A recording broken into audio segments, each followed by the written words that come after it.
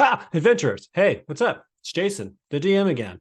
And I'm here with LoreKeeper, and I'm here to walk you through your next feature.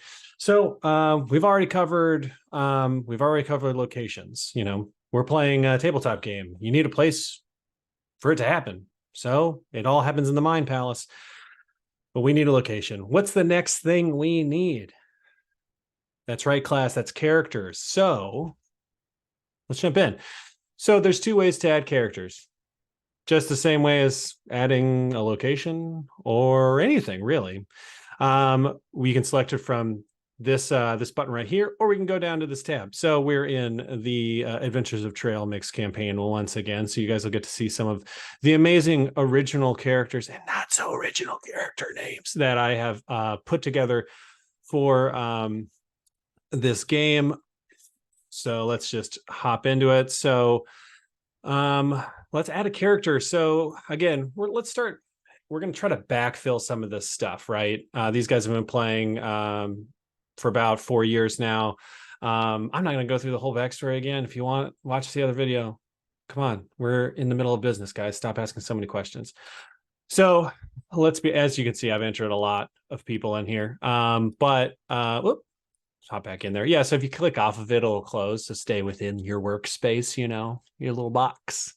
So we're going to create this, and you're going to see this looks a lot like your locations tab. That's because the look and feel for all this stuff, we're trying to keep it the same. We don't want you to have to learn a bunch of stuff. We don't need you to know like different fields, different things. Come on. DMing in Dungeons and Dragons or any tabletop RPG for that matter as a player or a game master is hard. Let's make it simple. So obviously they're playing Dungeons and Dragons and they've met wizards. And if they've met a wizard, they've met an old Ben.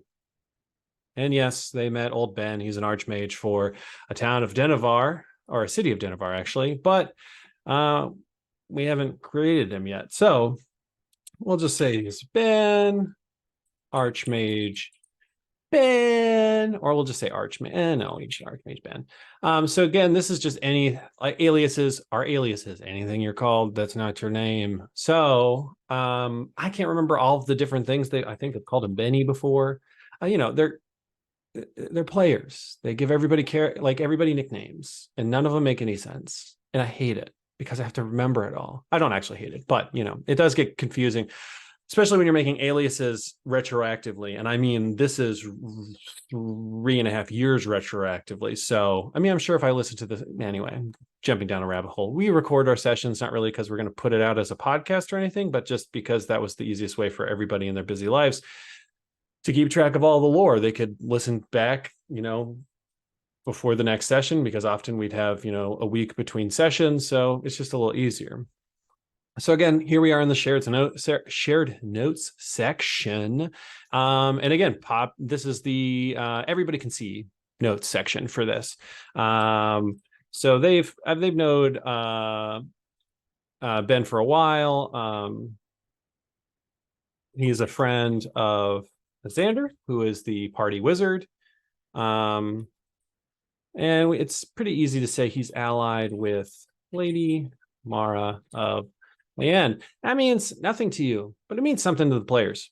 So GM only, select it, keep it on. These guys already know them, so we're going to take that GM only off. And I can go ahead and create. I'm just realizing that old Ben doesn't have a last name, so I can kind of get into my ideas of naming conventions. So I've for a long time tried to kind of stay with the Lord of the Rings style, really high fantasy, cool names. Everybody had like real wild names. But it's just as you go, you also kind of realize that like for every Thranduil of Lord of the Rings, there's Tom Bombadil. So I think populating your world with a healthy variety of really amazing names that are really cool, and then a fair amount of Bens, Dougs, Stephanies, or Grimbus McCrackens are great because it makes the world feel fuller. Not everybody's the same style. Not every city's the same style. in Hawkridge, people have weird names because it's trendier to have weird names. Yeah, the party met a blaze and a laser and a blazer all together. But let's see. So Ben, he's an old guy. We'll call him Crinklefoot. Does the hyphen make it look better? Nah, Crinklefoot together. We're keeping it old Ben Crinklefoot. So before I hit create here, I'm going to go hop in to the icon here, because unlike in locations, I'm going to go ahead and create an icon for this. Now, if you have art for a character already, by all means upload it. If that's something that if you're lucky and talent, I shouldn't say lucky. Obviously, like you had to put a load of work into be a talented artist. I am a I wouldn't say fledgling mini painter. I've been painting minis for almost 10 years now. And you'd think with 10 years of experience, I'd be good at it. I'm not. I'm aggressively medium.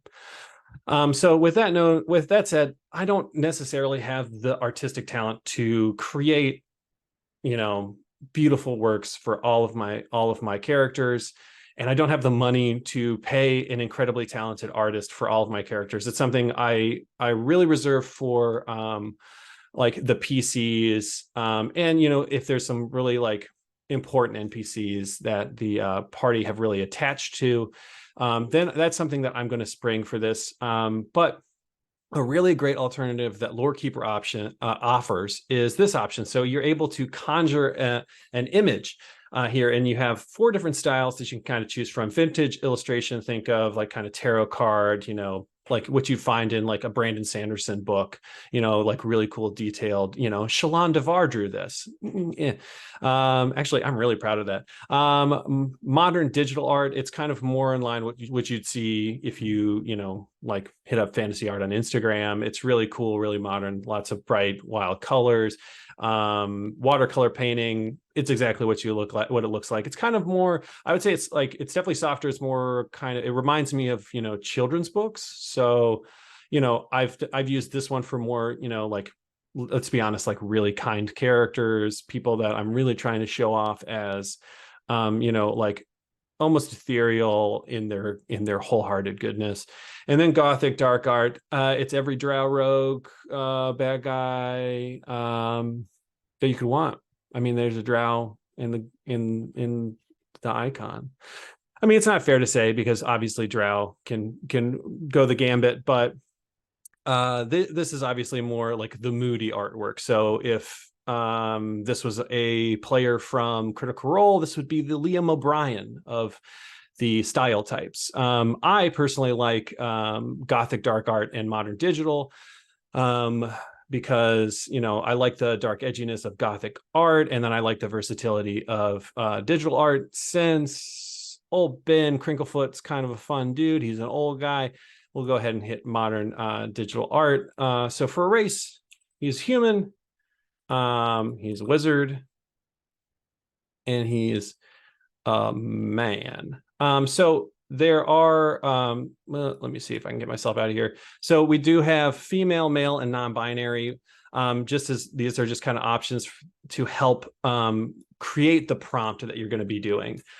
Basically, this is just creating a little bit more parameters for the system to help make an accurate picture to what you want, which hops us down to the description. So this description here is generated by LoreKeeper, but by all means, go in, change it. It's just a good kind of framework for you to use when you're trying to come up with how to describe this to generate the image that you want.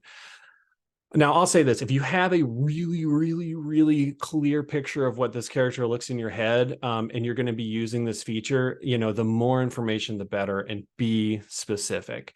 If it's an NPC and you're kind of just want to let it kind of go wild, then by all means, like, short and simple.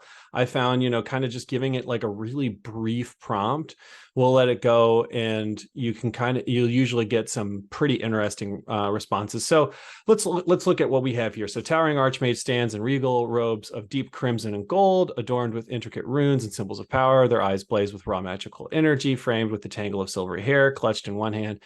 is a staff of twisted oak, pulsing with ethereal light. Behind them, a shimmering image of a majestic dragon spirals upward. Its scales aglow with otherworldly hues. From the archmage's outstretched hand, arcane bolts crack. I mean, that's pretty metal, and I love it a lot. So we're just going to do this because he is not associated with a dragon. We'll go ahead, and I don't want crimson gold. We're going to go green and gold, a little Slytherin action over here. I guess it would be silver if it was Slytherin, so we'll go Slytherin. Full Slytherin. Also a little snag. So he, but hey guys, just because he's a Slytherin doesn't mean he's a bad guy. Calm down. Frame of tangled silvery hair with, the obligatory incredibly long beard. No, silvery beard. So I'm pretty okay with that. It's pretty solid. I think this is going to generate a good, what I would call generic wizard image, like old man wizard image. Like I'm fingers crossed, and that's going to be a little Merlin-y, I bet you. Yeah, other than that, so then what we will do is we'll go ahead and select conjure image. So while we do that, I'm going to swift myself over here. Look, the magic of technology. I wish I could say that I had learned how to record and present in the time between the last video. I haven't. Oops. So as you can see, it takes a little while for the system to create the image. Let's be honest, it's creating an image, guys. Be cool. And this is what we got. I'm getting a lot. This guy's pretty druidy to me. Mainly because of like the branched crown he's got. I wonder if we could get something a little less gnarly. But honestly, I kind of dig it. And this is the problem when it comes to characters that you already know and have a lot of backstory on. Like, I have a pretty particular view of how this guy would look, right? He's a guy that's been living in my brain for a while. Let's tweak the description a little bit, because it's really realistic. I've been more into just kind of like anime style art. So we're going to just say, in the style of anime, a towering archmage. So let's reconjure that image. Let's try it again. So it is important to note. So when you're conjuring these images, if I don't want to use this picture, that's okay. But also, it doesn't go away. I can still come back to it and review it and maybe use it for something else, save it to my computer. Oh my God, this guy. It's definitely in the style of anime. Definitely in the style of anime. The only thing I don't like is the beard here, but it's pretty solid. It's pretty solid. So this is a good example. So this guy, I think this image is a contender for someone I'm going to keep for later. I'm going to make sure I remember this image for another character that I make in the future. He's got great elven features. He's got such cool like robes, the intricate magics. They're going to meet some really, obviously magical people. They're getting pretty high up there in levels. But now that I see this, I kind of want to go back to this guy. I like this. Maybe we say that this is what old Ben Crinklefoot looks like when he's wearing his ceremonial garb. So you know what? We're going to hit save this. Now we've got our good character art for old Ben Crinklefoot, and go ahead and we'll hit create. So let me move myself back over here. So as you can see, we have like in the character here. When you select the character, obviously we get into the scroll on the right hand nav. So now you can see we got old Ben Crinklefoot over here. What's up, Crinkle? And the cool thing is so since I'll put myself back over here.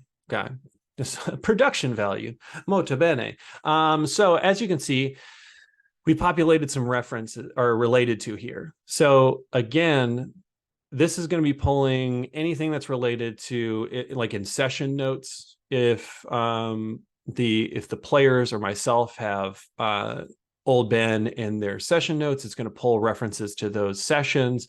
If he's related to a place, like in his shared notes or his description, we'll be pulling these related tos so you can then have those quick references, because oftentimes, let's be honest, when you're in something like this, or where you're looking through characters, you're usually trying to, trace a path from one person to another, right? So this guy is an archmage from Denevar. So look right here, boom, we've got Denevar already linked here. He is directly related to Xander, because Xander and him are buddies. They're good friends. As you can see, great Hero Forge screen grab from there. And then you can see all of these sessions that old Ben may be referenced in, which is really, really cool, because then it can kind of give you a little shortcut. Because if you're thinking like, okay, I remember, I think in game 64 in Bird Heist, I think we talked to old Ben. I think that's when he gave us that piece of information that we might need. And then you can go in here and see what, it's just a quick drop into your sessions. So again, it's just easier reference for you. It's just going to make you a faster researcher, a quicker player, and make the game go much, much smoother, in my humble opinion. But again, you'll notice we have the shared notes. If players want to come in and add anything to old Ben's character profile, they can. If I want to add any of his deep, dark secrets that we have not found out about yet, I can put them down here in my notes. If not, we can go ahead and leave them. And I think that's where we're going to leave old Benny Boy. Let's see. I mean, other than that, when it comes to characters, let's just demo really quick the add character button. Boop. Quick, right here. All right, let's make up somebody. Brimbus,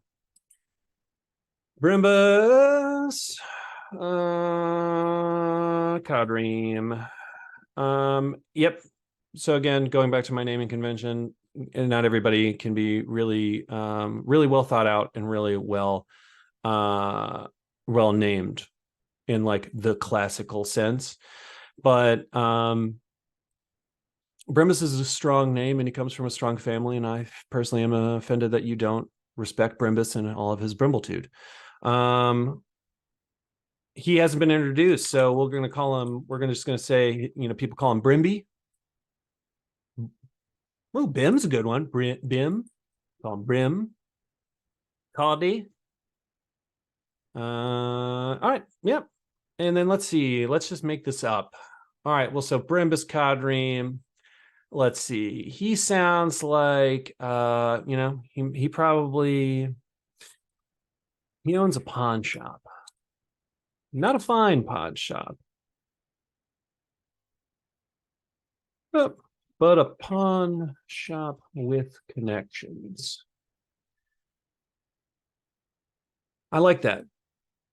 When it comes to characters, in my opinion, having, especially with vendors, having a distinct list of things they have to offer is really important, because nothing I hate more than rolling on tables and then accidentally rolling like an insane vestige level magical item for Brimbus Kadreem to have at his pawn shop. And it also just takes time. And I don't really, everybody always jokes about like your immersion, like, oh, my immersion in the game. But it even pulls me out when you're playing a merchant and your merchant doesn't know exactly what's in his shop. Like, let's be honest, it's a merchant. If there's one thing that they know, it's what's in their shop, because they're trying to sell it to you. So for this, what I would probably do in my notes for the character, before I reveal him, I would write down everything I'm going to have this guy have in his pawn shop. So since it's a pawn shop with connections, that means he's going to have like the normal stuff, like kind of worn like short swords, some shields, maybe like a +1 spear or something like that maybe he got from like a battlefield that he scrounged.